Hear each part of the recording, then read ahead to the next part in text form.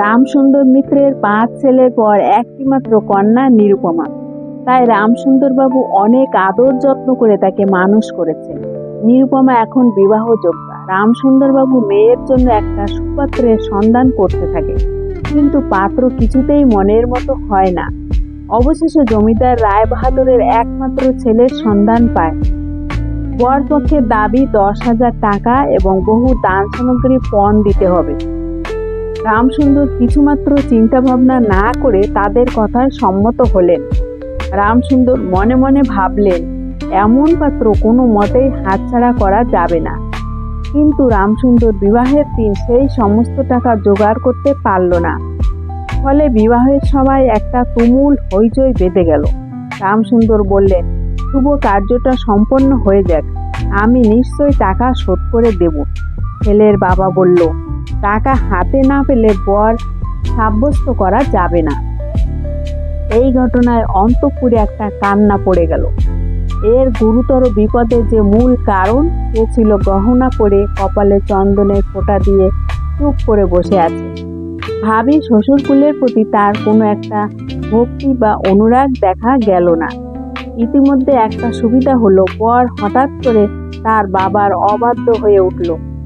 সে তার বাবাকে বলল, কেনাবেচা দরদামের কথা আমি বুঝি না, আমি বিবাহ করতে এসেছি, বিবাহ করেই যাব।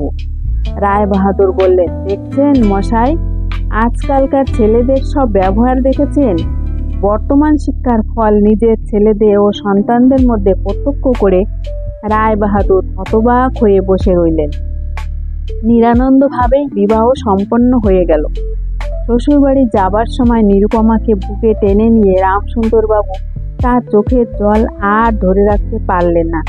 নিরুপমা বলল, বাবা, ওরা কি আমাকে আসতে দেবে? বাবা বাবা বলল, কেন আসতে দেবে না মা, আমি তোমাকে নিয়ে আসবো। রামসুন্দর প্রায় মেয়েকে দেখতে যান, কিন্তু মেয়ের বাড়িতে তার কোনো প্রতিপত্তি নেই। চাকরগুলো পর্যন্ত তাকে নিচু নজরে দেখে। বাড়ির বাইরে একটা ঘরে 5 মিনিটের জন্য মেয়ের সাথে দেখা করতে পারে, কোনোদিন আবার তাও পারে না। এদিকে শ্বশুর বাড়িতে উঠতে বসতে মেয়েকে ফোঁটা দিচ্ছে। নিরুপমা বাপের বাড়ির নিন্দা শুনে ঘরের দরজা বন্ধ করে কান্নাকাটি করা তার রোজকার রুটিন হয়ে দাঁড়িয়েছে। বিশেষত শাশুড়ির আক্রোশ আর কিছুতেই মেটে না। শ্বশুর বাড়িতে কেউ নিরুপমাকে দেখে যদি বলে, বাহ, মুখটা কি সুন্দর, মুখখানি দেখলে চোখ জুড়িয়ে যায়। নিরুপমার শাশুড়ি বলে, সিঁড়ি তো ভারী, যেমন ঘরের মেয়ে তার আবার তেমনি সিঁড়ি। অন্য মহিলারা বলে, আহা, ওভাবে বলছো কেন, এত সুন্দর মুখখানা কেমন যেন শুষ্ক শুষ্ক লাগছে, তুমি কি ঠিকমতো তোমার বৌমার যত্ন খেয়াল রাখছো না? নিরুপমার শাশুড়ি বলি ঢের হয়েছে, বাপ যদি পুরো দাম দিত তাহলে মেয়েও পুরো যত্ন পেত। শ্বশুরবাড়ির সকলে এমন ভাব দেখায় যেন ও বাড়িতে নিরুপমার কোনো অধিকার নেই। এদিকে কন্যার এই সকল অনাদার অপমানের কথা রামসুন্দরের কানে গিয়ে ওঠে। তাই রামসুন্দর ঠিক করে, বাড়িটা বিক্রি করা ছাড়া তার আর কোনো উপায় দেখছি না। কিন্তু ছেলেদের কি হবে? আমি যে বাড়ি বিক্রি করছি সেটা এখন কাউকে বলবো না। বাড়ি বিক্রি করে সেই বাড়ি ভাড়া দিয়ে দেব। আমার মৃত্যুর আগে পর্যন্ত ছেলেরাও জানতে পারবে না। সেই মতো রামসুন্দর বাড়ির খরিদ্দার খুঁজতে থাকে, কিন্তু ইতিমধ্যে তার ছেলেরাও সে কথা জানতে পেরে যায়। ছেলেরা এসে বাবার কাছে কান্নাকাটি শুরু করলো। বাড়ি বিক্রি স্থগিত হয়। এরপর রামসুন্দর নানা জায়গা থেকে সুদে অল্প অল্প করে টাকা ধার করতে লাগে। এক সময় এমন হলো যে সংসারের খরচও তিনি আর চালাতে পারলেন না। রামসুন্দরের মুখ দেখে নিরুপমা সব বুঝতে পারে। তার চোখে মুখে দৈন্যতা আর দুশ্চিন্তার ছাপ স্পষ্ট। বহু প্রতীক্ষার পর মেয়ের দেখা পেয়ে বাবার বুক যে কেমন করে ফাটে তা রামসুন্দরের মুখ দেখলে টের পাওয়া যায়। তাই নিরুপমা বাবার ব্যথিত মনকে সান্ত্বনা দেবার জন্য কয়েকদিনের জন্য বাপের বাড়ি যাবার কথা রামসুন্দরকে বলে। নিরুপমা বলল, বাবা, আমাকে একবার বাড়িতে নিয়ে চলো। কিন্তু রামসুন্দরের কোনো জোর নাই। নিজের কন্যার উপর তার যে স্বাভাবিক অধিকার আছে সে যেন পণের টাকার পরিবর্তে বন্ধক রাখতে হয়েছিল। এমনকি কন্যার দর্শনও সে অতি সংকোচে ভিক্ষা চাইতে হয়। কিন্তু মেয়ে নিজের বাড়িতে আসতে চাইলে বাপ তাকে না এনে কেমন করে থাকে। তাই বিয়ের কাছে সে কথা বলার আগেই বহু হীনতা অপমান ক্ষতি স্বীকার করে 3,000 টাকা জোগাড় করে বিয়ের কাছে যায়। প্রথমে রামসুন্দর বেশ কিছু আজগুবি আলোচনা করে, অবশেষে কথায় কথায় বললেন, হ্যাঁ বিয়াই, যে টাকাটা বাকি আছে আমি রোজই মনে করি যাবার সময় নিয়ে যাব, কিন্তু আমি যখন আসি সময়কালে ভুলে যাই। বয়স হয়েছে তো। রামসুন্দর এর কথা শুনে রায়বাহাদুর বলল, থাক বিয়াই, ওই টাকা নিয়ে আমার আর কোনো কাজ নেই। অযথা ছুঁচো মেরে হাত বন্ধ করা হবে। কোনো টাকা নেবার কোনো ইচ্ছা আমার নেই। রামসুন্দর বলল, বেয়াই মশাই, অনেকদিন হলো মেয়ের বিয়ে হয়েছে, 2-1 দিনের জন্য যদি মেয়েকে বাড়ি নিয়ে যাওয়ার অনুমতি দেন। রায়বাহাদুর বললেন, না না না, সেসব এখন একদম হবে না। রামসুন্দর মনের দুঃখে বাড়ি এসে বললেন, আমি যতদিন সমস্ত টাকা শোধ করে অসংকোচে কন্যার উপর দাবি করতে পারবো ততদিন আমি মেয়ের বাড়ি যাব না।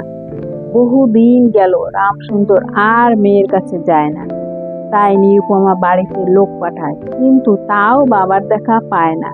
অবশেষে নিরুপমা অভিমান করে লোক পাঠানো বন্ধ করে দেয়। তখন রামসুন্দরের মনে বড় আঘাত লাগলো, কিন্তু তবুও তিনি গেলেন না। দেখতে দেখতে আশ্বিন মাস এসে পড়লো। রামসুন্দর বললেন, এবার মাকে ঘরে আনবই, তা না হলে আমি আর ও বাড়ি যাব না। কয়েকদিন পরে, দাদু দাদু, তুমি আমার জন্য গাড়ি কিনতে যাচ্ছ? দৈন্য পীড়িত গৃহের ক্রন্দন ধ্বনি বৃদ্ধ কানে নিয়ে রামসুন্দর তার মেয়ের বাড়িতে প্রবেশ করলেন। আজ তার সে সংকোচের ভাব আর নেই। দ্বাররক্ষী আর তার সলজ্জ দৃষ্টিপাতও দূর হয়েছে, যেন আপন গৃহে প্রবেশ করলেন। শুনলেন রায়বাহাদুর ঘরে নেই, কিছুক্ষণ অপেক্ষা করতে হবে। মনের ইচ্ছা সংবরণ করতে না পেরে রামসুন্দর কন্যার সাথে দেখা করতে গেলেন। আনন্দে তার 2 চোখ দিয়ে জল পড়তে লাগলো। বাবাও কাঁদে, মেয়েও কাঁদে, দুইজনে কেউ আর কথা বলতে পারে না। এমন করে কিছুক্ষণ গেল। তারপর রামসুন্দর বললেন, এবার তো নিয়ে যাব মা, আর কোনো সমস্যা নেই। ছেলেরা এসে বললে, বাবা, আমাদের কি তুমি এভাবে পথে বসালে? রামসুন্দর বললেন, আচ্ছা, তোদের জন্য কি আমি কি নরকগামী হব নাকি? তোরা কি আমাকে আমার কর্তব্য পালন করতে দিবি না? দাদু, তুমি আমাকে গাড়ি কিনে দিলে না? পিসিমা, আমাকে একখানা গাড়ি কিনে দেবে? নিরুপমা বলল, বাবা, তুমি যদি আর 1 পয়সাও আমার শাশুড়িকে দাও তাহলে আর তোমার মেয়েকে কখনো দেখতে পাবে না। এই তোমার গা ছুঁয়ে বলল। বাবা বলল, ছি ছি মা, অমন কথা বলতে নেই। আর এই টাকা যদি আমি না দিতে পারি তাহলে তোর বাপেরও অপমান আর তোরও অপমান। নিরুপমা বলল, টাকা দিলে তবে সেটা অপমান? তোমার মেয়ের কি কোনো মর্যাদা নেই? আমি কি একটা টাকার থলি? যতক্ষণ টাকা আছে ততক্ষণ আমার দাম। না বাবা, এই টাকা দিয়ে তুমি আমাকে অপমান করো না। তাছাড়া আমার স্বামী তো এটা চায়নি। তাহলে ওরা তোমায় যেতে দেবে না মা? নিরুপমা বলল, না দেয় তো কি করব বলো? তুমিও আর আমায় নিয়ে যেতে চেও না বাবা। রামসুন্দর যে টাকা নিয়ে এসেছিলেন আর কন্যার নিষেধে সে টাকা না দিয়েই ফিরে গেলেন। সে কথা গোপন থাকলো না। এক সভা কৌতূহলী দাসী নিরুপমার শাশুড়িকে সব খবর দেয়। একথা শুনে নিরুপমার শাশুড়ি আক্রোশের আর সীমা রইল না। নিরুপমার পক্ষে তার শ্বশুরবাড়ির সরসজ্জা হয়ে উঠল। এদিকে তার স্বামী বিবাহের অল্পদিন পরেই ডেপুটি ম্যাজিস্ট্রেট হয়ে দেশান্তরে চলে গেছেন। সম্প্রতি বাপের বাড়ির সাথে তার নিরুপমার সাক্ষাৎ সম্পূর্ণ নিষিদ্ধ হলো। কিছুদিন পর নিরুপমার একটা গুরুতর পীড়া হলো, কিন্তু সেই জন্য তার শাশুড়ি সম্পূর্ণ দোষ দেওয়া যায় না। কিন্তু নিরুপমার এরূপ ভাবটাও শাশুড়ি সহ্য হতো না। যদি আহারের প্রতি নিরুর কোনো অবহেলা দেখতেন তবে শাশুড়ি বলতেন, নবাবের ঘরের মেয়ে না, গরিব ঘরের অন্ন মুখে রোচে না, দেখো না একবার কি চিরি হচ্ছে, দিনে দিনে যেন একবার কাঠ হয়ে যাচ্ছে। নিরু বলল, আমার বাবাকে আর আমার ভাইদের একবার দেখবো মা। সবই বুঝি আমি, তোমার শুধু ওই বাপের বাড়ি যাবার ছল। এইভাবে বেশ কয়েকদিন কেটে গেল। যেদিন সন্ধ্যের সময় নিরুর শ্বাসকষ্ট হলো সেই দিন প্রথম ডাক্তার দেখালো এবং সেদিন ডাক্তারের দেখাও শেষ হলো। বাড়ির বড় বউ মরেছে, কাজে খুব ধুমধাম করে অন্ত্যেষ্টি ক্রিয়া সম্পন্ন হলো।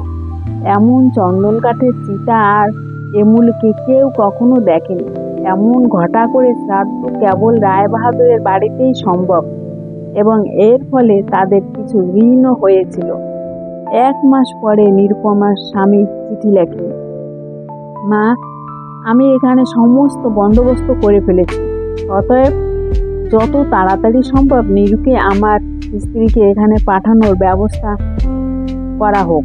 নিরুপমার শাশুড়ি তার ছেলেকে চিঠি লিখে জানায়, বাবা, তোমার জন্য আর একটা মেয়ের সম্বন্ধ করেছি, অতএব তুমি অবিলম্বে ছুটি নিয়ে এখানে আসো। এবারে 20,000 টাকা পণ নেব আর হাতে হাতে আদায় করা হবে। আমার গল্পটি ভালো লাগলে লাইক, শেয়ার, কমেন্টস ও সাবস্ক্রাইব করে পাশে থাকুন।